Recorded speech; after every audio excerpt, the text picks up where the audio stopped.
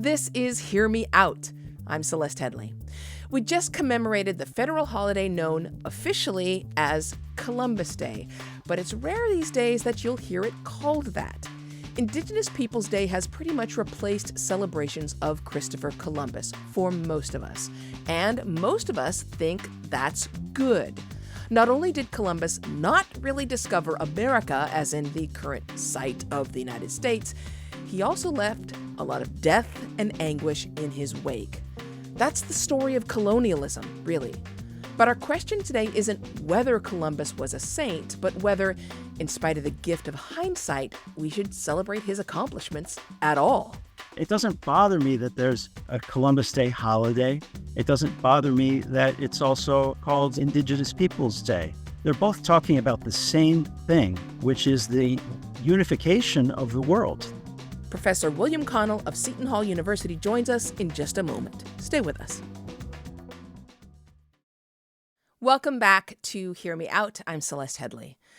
So most of us were taught as children that Christopher Columbus was a hero, that he discovered America, even though, of course, there had been people here for many thousands of years before his arrival in 1492, and he never actually set foot on what we know of as the United States of America. The notion that Columbus was actually not a hero, and in fact was more a villain, is relatively new for most people. The first state to replace Columbus Day was South Dakota. In 1990, South Dakota recognized that day as Native Americans Day. It's hard to know for certain how many places now celebrate this alternative holiday. More than 20 states have adopted some version of it, many calling it Indigenous Peoples Day, and many cities and counties elsewhere have some version of that as well. Columbus is still the namesake of the federal holiday, of course. Indigenous Peoples Day has been recognized by the president for the past 2 years, but in proclamations only.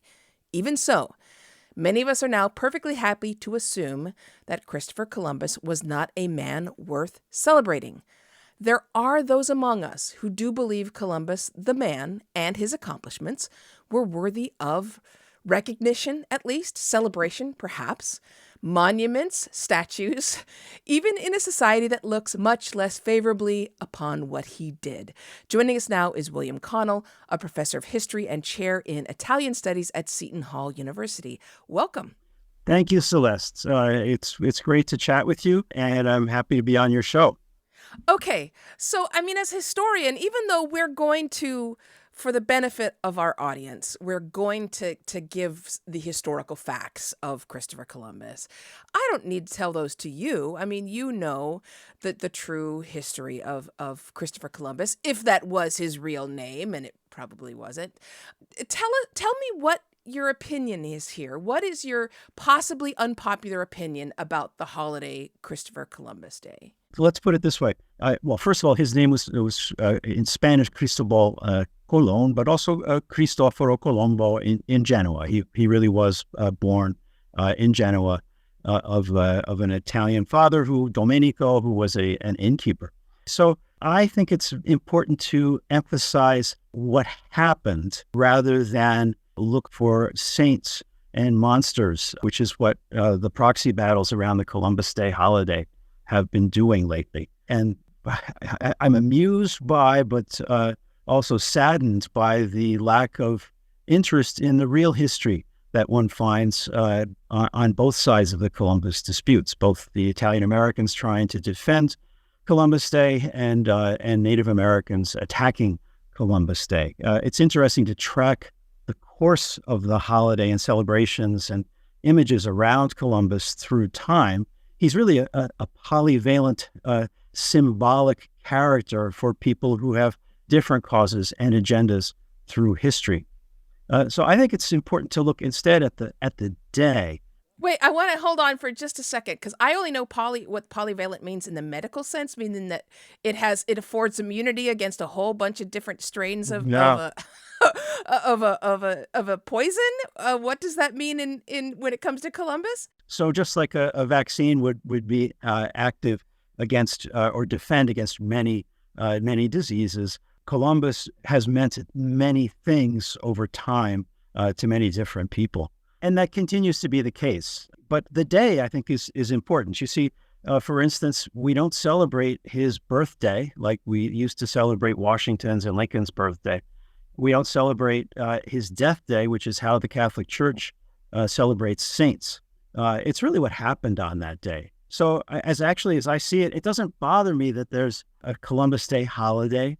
It doesn't bother me that it's also called an Indigenous Peoples Day. They're both talking about the same thing, which is the unification of the world, the creation of a global world that we all belong to. And if you step back, try to think of a day that we know precisely, a date in the calendar, that is more important in world history. Okay, so the invention of agriculture, probably more important, but we don't know what day that happened on. People used to say that the birth of Jesus in the Christian world was the most important day in history, or in Islam, the flight of Muhammad from Mecca to Medina, where the Islamic calendar begins. But if you look today at history, I think we're fortunate that it wasn't the first explosion of an atomic bomb. There hasn't been the kind of nuclear apocalypse that we would fear.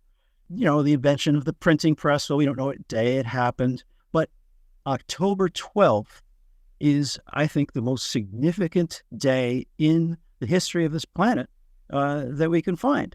And Indigenous peoples... I'm going to interrupt you here for just a second here, Bill, because, I'm not to be nitpicky, but the reason we don't celebrate the invention of agriculture is because nobody knows when that is. Exactly. Possibly about somewhere around 12,000 years ago, maybe in South America, somebody tried farming instead of wandering around picking berries.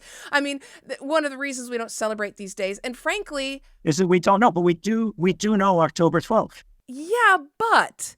that whole rhyme in 1492, Columbus sailed the ocean blue, a lot of this, the simplification, and even October 12th, it's like he made 4 voyages. And when he landed, what he did was land in what we now know as Haiti and proceeded to decimate the population of the Taíno people in the most horrifically, awfully grotesque, violent, inhumane, well, I say inhumane if it weren't absolutely human for people to behave that way, possible. So if that's what we're saying, is that we're marking this date as him shaping the world, then what we're acknowledging is that he shaped the world. No, we could call it horrible. We could call it Indigenous Peoples Day, and that's fine too. I think that President Biden actually sucked a lot of the venom out of these controversies when he decided to proclaim Indigenous Peoples Day on the same day as Columbus Day. It's a kind of realistic realization that this made the worlds that we live in with lots of tragedy and suffering, but it also did make possible, for instance, eventually the creation of the United States of America, for good or for bad, So I think that's why I'd like to emphasize the dates in history rather than looking for a saint or a monster. Columbus then, as a person, let's put it this way. He was kind of a monster, though. Well, he was. He was a monster. He didn't go to Hispaniola, the island that includes Haiti and Santo Domingo, with the intent of killing lots and lots of people. But he did kill lots and lots of people. The diseases far outnumber the people who were killed by the Spanish colonists. But yes, many people died, and they would continue to die throughout the whole process of these worlds coming together. Wait, Bill, I gotta stop you here because, yes, diseases killed a lot of people, but we're talking about people, first of all, where he famously talked about how lovely they were as people, how generous they were, and how so much love that they greeted him with. And yet, he decided that because they were so generous and lovely, that would make them easy to conquer. And so he would whip them for very minor offenses. If they stole a vegetable, he would cut off a nose or a hand, and then sometimes force them to walk around with their severed body part as punishment. He sometimes kidnapped a woman and gifted it to one of his crewmen, who would then proceed to beat them and rape them regularly. Pregnant women were captured, and then their babies, after they were born, were at times thrown to hungry dogs. I mean, that's a monster. I mean, it's true. Yes, No, they died from diseases. This is all. I've written about those things. I know you have. You know all of this. But welcome to the awful world of the 16th century. They did those things in Spain also. Yes, but after just 4 years after he arrived in what we now know as Haiti, only 2/3 of those people were still alive, and fully half of those who died took their own lives rather than continue to live under the rule of Columbus and his crewmen. I mean, I don't believe there was mass suicide like that, but go ahead. I mean, I took that from the University of Mary Washington, a historian there. I'm just saying. I'm just trying to imagine the scene of let's say 20,000 people all committing suicide. I find that hard to imagine. The 16th century was a terrible time. Slavery and mutilation and amputation, that was commonplace throughout the Mediterranean world, throughout Spain, Africa, everywhere. But we just talked about, and yet, we just talked about Christopher Columbus describing the Taino people as being welcoming and loving and warm and wonderful to him. So commonplace among whom? Well, those were his first voyages. That was his very first voyage. And things disintegrated on Hispaniola in an almost predictable way. It's hard to imagine a different scenario for these two cultures coming together that would have been peaceful, given the nature of the societies. But let's go back to Christopher Columbus. He was a total disaster on Hispaniola. He was fired by Ferdinand and Isabella. He was stripped of his title of viceroy, and it never came back to him. He was a bad governor. He just couldn't do it. Cervantes makes fun of him by having Sancho Panza become a great governor of an island. So he was awful. It was a mess. He was a bad person. But what he was a navigator and sea captain, and for that he was pretty amazing. Think of what it takes to command a ship of 20, 30, 40 men across an unknown ocean, in a world where in the sailing industry back then, if there's a threat of mutiny, you hanged somebody from the yardarms. You would whip your own sailors. This was just the way things were back then. And Columbus, among that class of people, of navigators and sea captains, was really extraordinary. Okay, so we have to take a break here, Bill, for a second. I do not argue with the fact that he was a pretty good navigator, but there were other pretty good navigators at the time that we don't name holidays for, and I could not disagree. I know that you are not defending Columbus. That I don't want any of our listeners to think that you are. It was terrible. What we're really arguing about, I know he was awful, and I know you don't disagree with that. So what we're really disagreeing about with the fact that you're not bothered by leaving his name on the holiday. That's all we're disagreeing about. So we're going to come back and disagree about that a little bit more. This is Hear Me Out. I'm talking with William Connell, a historian, and we'll be back in just a moment.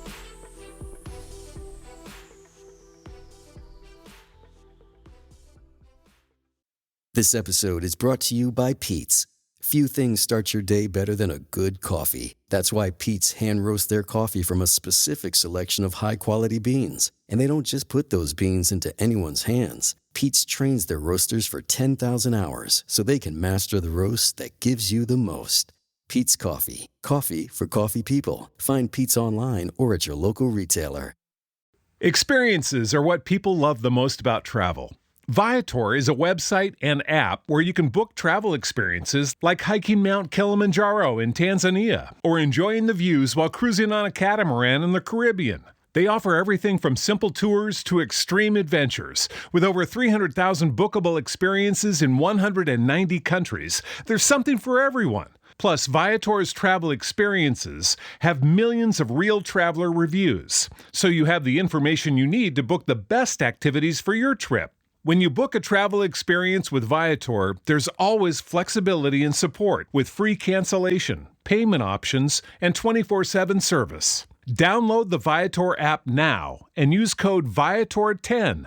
That's Viator 10 for 10% off your first booking in the app. One app, over 300,000 travel experiences you'll remember. Do more with Viator. And we're back. This is Hear Me Out, a podcast from Slate. I'm Celeste Headlee, and we're talking with historian William Connell about Christopher Columbus, a good navigator and just terrible, terrible person. And the question is, does it matter if this date, October 12th, has his name on it or not? Bill Connell says it doesn't really matter because the date is important enough. I think I have summed that up correctly. Right. And I'm fine with it being changed to Indigenous Peoples Day, which recognizes exactly the same thing, which is the coming together of the planet. But it's interesting to look at the history of how Columbus Day came to be called that in the United States, especially. Okay. It really starts in the late 18th century, just after the success of the American Revolution, when you have King's University becoming Columbia University and the District of Columbia becoming our capital. The message there is really not about Columbus. It's about the new world that he found, in which these European settlers in the United States, but then also in places like Colombia, the country itself, saw the possibility of a social and political experiment that would have been impossible in old Europe, in the old world. And so they're really celebrating something new.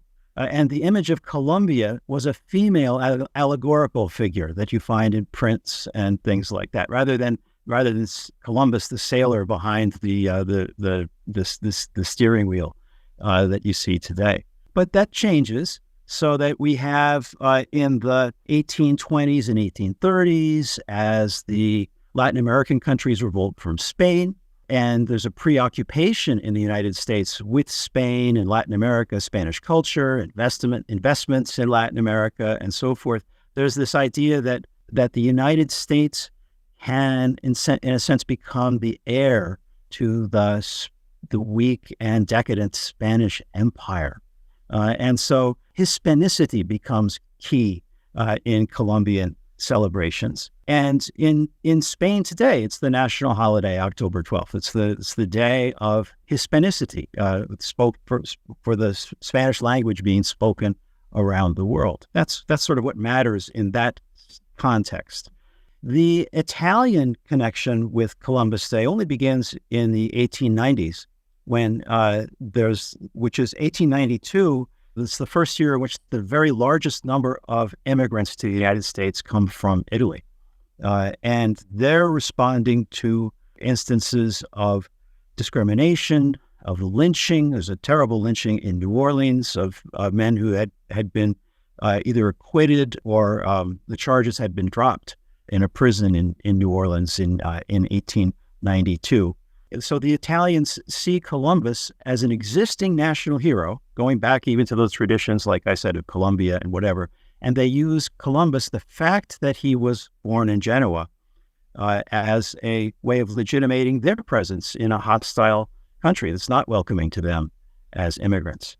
In a way, then they become almost victims of their own success by the 1990s, when having made this a federal holiday and then making it really an ethnic holiday rather than a national celebration like it had been back in the 18th century. And suddenly the holiday is attacked by activists.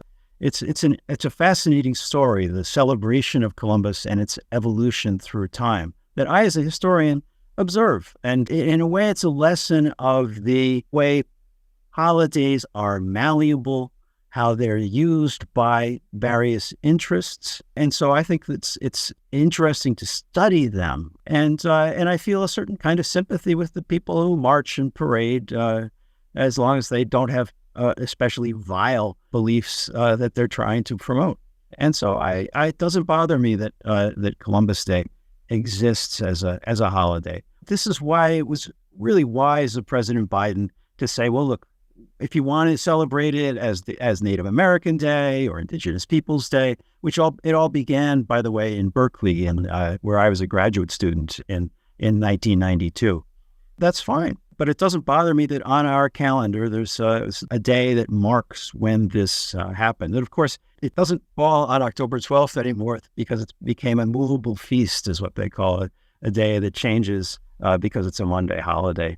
I mean, frankly, I think that we could make an argument for other moments in history that have even more impactful results. Like you could have the Thomas Savory Day, right? You could pinpoint the first steam engine and say that had an even broader effect on history than October 12th. Do you think so? Oh, yeah. Honestly, I think the Industrial Revolution has had impacts on history that I don't think we have even come to grips with. I think if we're just going to go with taking value-neutral judgments, I honestly think you could look back on slavery and sift through some of our greatest... We do have Juneteenth, and yes, we just now. But I'm talking about going through the history of global slavery, and look at some of the great leaders and inspirational leaders of slaves, period, who have inspired slaves worldwide, and create a date that actually becomes significant, especially when works get translated throughout the world. I mean, I think you could come up with dates, even if you're just looking at Italian-Americans. You could have an Enrico Fermi Day, who for his work on radioactivity and the discovery of brand new elements, because that then becomes the0 Project. That leads to an entirely different age. How do you get something like that through Congress? I don't think you get anything through Congress. I think Congress is completely and totally dysfunctional, and you couldn't get a drip of water through Congress at this. I mean, we're talking about a dumpster fire bill. No, exactly. And I have lots of Italian-American friends who would prefer that there be just a general Italian Heritage Day. But I can't imagine, the Italians are 5% of the population, Italian-Americans. I can't imagine Congress deciding to give a federal holiday to Italian-Americans. I have very good friends who would say, well, let's say, like you say, Enrico Fermi or Sacco and Vanzetti, but I just can't imagine Congress approving such a thing. So you have, if you're Italian-American, you've got Columbus Day. The question is, how do you make it, since it's going to be on the federal calendar as that? Sure, allow South Dakota to have Native American Day. There are more Native Americans in South Dakota than there are Italian Americans. But it'll be on the calendar on the federal calendar with the banks closed and the post offices closed, probably into the future for a long time. So why not try to broaden it out? I remember suggesting to the organizers of the parade in New York that they reach out to the casinos, the Indian casinos in upstate New York and in Connecticut, where many of the patrons are Italian American, and let them have floats in the parade. Why not just make it understood that it's a parade? It's just a holiday. It's not real history. It doesn't change anything. It's symbolic, and let's make it a maybe have some humor involved, some satire, and some grief. A dear friend of mine, Fred Gardefay at Stony Brook, who has the Italian now he's at CUNY, was instrumental in Chicago in 1992 in having an American Indian contingent in the parade who burned sage in recognition of the tragedies involved in the conquest of the West. And I think that's fine. I have no objection to that. But, it's there on the calendar. Columbus was a historical figure, and in the late 15th, early 16th centuries, he stands out as, for the things that he was bad, all right, it's hard to imagine things going better with the Spanish taking those islands. Let me interrupt you just here for a second, Bill, because we have to take a break in a moment. But truly, we would have to set the date at circa 870, perhaps, when the Norse discovered the new lands in the North Atlantic, and Eric the Red came from Iceland, and Leif Erikson came to North America and Canada, probably. But the other thing is that just having historical impact doesn't mean you want to remember that person's name forever, especially when they were a murderer and genocidal. For example, and I hate to do this right before we take a break, but being of Black and Jewish extraction, if you were to name a holiday after Hitler, there would be problems. And for many Indigenous people, naming a date after Columbus is the same impact. And I'm going to let you respond because I realize it's unfair to do this right before a break. So we will take a break. This is Hear Me Out, a podcast from Slate. We're talking about Christopher Columbus, and we will be back in a moment. Experiences are what people love the most about travel. Viator is a website and app where you can book travel experiences like hiking Mount Kilimanjaro in Tanzania or enjoying the views while cruising on a catamaran in the Caribbean. They offer everything from simple tours to extreme adventures. With over 300,000 bookable experiences in 190 countries, there's something for everyone. Plus, Viator's travel experiences have millions of real traveler reviews, so you have the information you need to book the best activities for your trip. When you book a travel experience with Viator, there's always flexibility and support with free cancellation, payment options, and 24/7 service. Download the Viator app now and use code Viator10. That's Viator 10 for 10% off your first booking in the app. One app, over 300,000 travel experiences you'll remember. Do more with Viator. We're back. I'm talking to historian William Connell, who is talking about Christopher Columbus and not defending him. I want to be clear. This is a podcast from Slate. I'm Celeste Headley. Before we took a break, I went there and mentioned Hitler. So I want to give you the chance to respond because, again, we're talking about a man who committed genocide. And my feeling is that putting his name, I know that you feel that he's historically important, and there's no denying that. But so are so many tyrants. So is Mussolini. So are many people who do horrible, horrible things. And that doesn't mean we need to constantly remind people of them by putting their names on a date on our calendar. And so I feel like even as a historian, okay, so take the name off. If I can say, look, it's a democracy, and if people want to do it, that's fine. First of all, I don't think that there would be much support for honoring Leif Erikson or the Vikings. The key thing about 1492 is that it established lasting contact between the continents, between the Eurasian landmass and the Americas. I guess, though, he just went to the Caribbean. A huge impact. But then the term genocide is a very not really appropriate. That's not what Columbus was interested in. He was interested in at a certain point. He had to pay back the loan sharks who helped finance his voyage. It wasn't just Isabella's jewels. And so he brought slaves back and tried to sell them. It's interesting that Isabella had qualms about selling slaves who hadn't converted to Christianity yet. So they interfered with Columbus's slave auction, and he died never paying back his loan sharks. It was a terrible world back then. But genocide, I don't think, is the proper term for what happened on Hispaniola, even though a lot of the population died, most of it.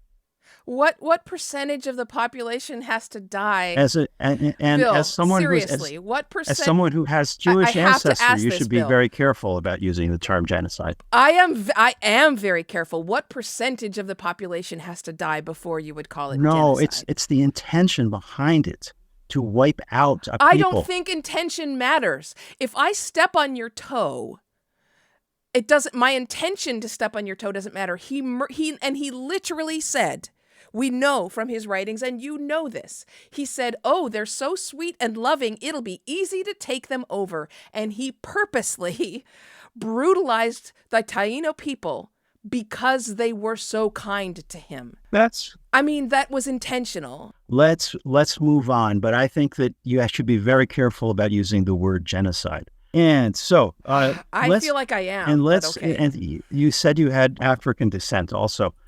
Here's Yes. something that I think is African-American, that yeah. this will be particularly interesting, and to your hearers too. It takes us back to 2020 when the statues were coming down around the country in the wake of the terrible George Floyd murder. It was crazy. It seemed to me that that you had between 30 and 50 Columbus monuments, about 30 of them vandalized and destroyed, and more than 50, probably now it's about 70, being taken down by the authorities in response to this murder of a black man.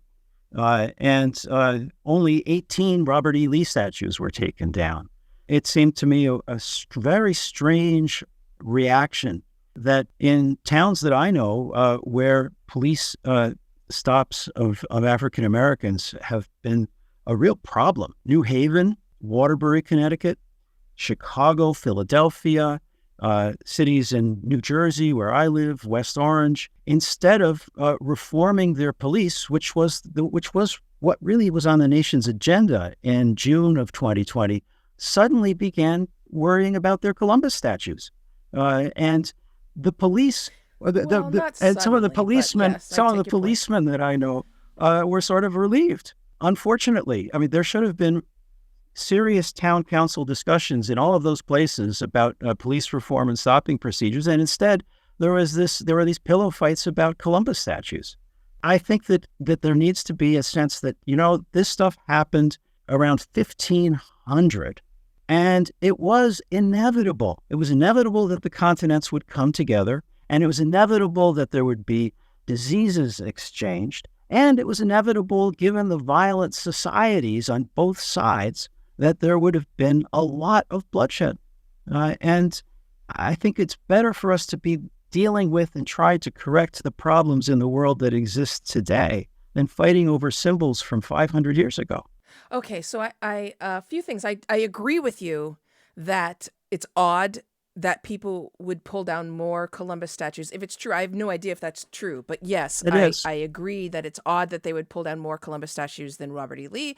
I think the Robert E. Lee statues should come down. Even Robert E. Lee said they should take down all the trappings of the Confederacy. It was not suddenly that people were worried about the statues. People have been calling for them to come down for a very long time. And I think it's a little bit demeaning to call that a pillow fight for those people who have felt since the statues went up that that's an attempt by those who have power in society to make those who don't have power in society feel as they walk by that every day that they are being put in their place each day, on their way to work, on their way to school. That's how that feels. Yeah. Personally. When do you think the Columbus statues began to become a problem? When did people begin to feel badly about it? I don't want to speak on behalf of any Indigenous people. We have not, my family has not had a significant amount of Indigenous heritage in our blood since my great-grandmother. But I will relay what they have told me, which is that from birth, okay, that when they're born, it's been a problem. So we're almost out of time. So let me just finish in response to what you said, which is that both of those things that you talked about can be true. That both the statues need to come down in order for us to move on and help people, everyone feel as though they are welcomed in our society and that they belong. That in the United States of America, where Christopher Columbus never set foot, I don't see a reason why we should be paying for the statues or maintaining them. And that to make people feel that they belong here, it's okay. Yeah. That it's okay to let it go and to reform the police. I think both of those things can happen. Sure. It obstructed efforts for reform precisely where it was needed at the key moment, and I think that's unfortunate. I've studied the statues and their reception. It's interesting. The very first actual pulling down of a Columbus statue was in 2004, so very recent, and it took place in Caracas, where Hugo Chavez encouraged it and brought it down. I'm very much in favor of public art, and I think that needs to be taken into consideration. It prompts thoughts, memories, and negative ones, as you suggest. But let's have more public art rather than just take down. I think it was maybe about 150 statues all told taken down in the wake of the George Floyd thing. A statue of Cervantes in San Francisco, for instance, Thomas Jefferson in Portland. It became fairly ridiculous. We're going to have to leave it there, but I guarantee you, Bill, we are going to get a lot of responses. Great, Celeste. Yes. And you know what? Look, the discussion is good. And it was 500 years ago. It was 500 years ago. So I know that many of you out there are going to get fired up by this conversation. I guarantee you that Bill and I could have continued talking for quite some time. It doesn't matter which part of it you want to respond to. Maybe it was, what is genocide? Maybe it was, is a statue of Columbus considered public art? No matter what your thoughts are, we want to hear them. So email us. It's hearmeout@slate.com. Now, last week, we took a break from all this serious, newsy, historical stuff, and we took a stroll. Or if you were on the team of Lucy Lopez, you did not go for a walk. In any case, we got emails on both sides of that debate, walk or not walk, and we wanted to share part of an email we got from a listener named Christina. Christina wrote this: "Yes, walking is great. I love walking. I love nature. I love not having COVID. I love being liberal. What I don't love is the attitude so many of us adopt once we start living our best lives and feeling ourselves. Once we have the articles and the research to back up our claims and debates. Please remember the days you weren't your best and skip the part about how you got awesome. Remember being stuck. Slow down your roll a little bit, give the person to the left a chance to catch their breath, and choose kindness and empathetic understanding over waspy self-righteousness or privileged virtue signaling." Bless you, Christina. I absolutely love that. Let's always lean into our kindness and empathetic understanding and let privileged virtue signaling take a hike. Hear Me Out is a podcast from Slate. The show is produced by the very kind Maura Curry. Ben Richmond is our empathetic Senior Director of Podcast Operations, and Alicia Montgomery is a very understanding VP of Slate Audio.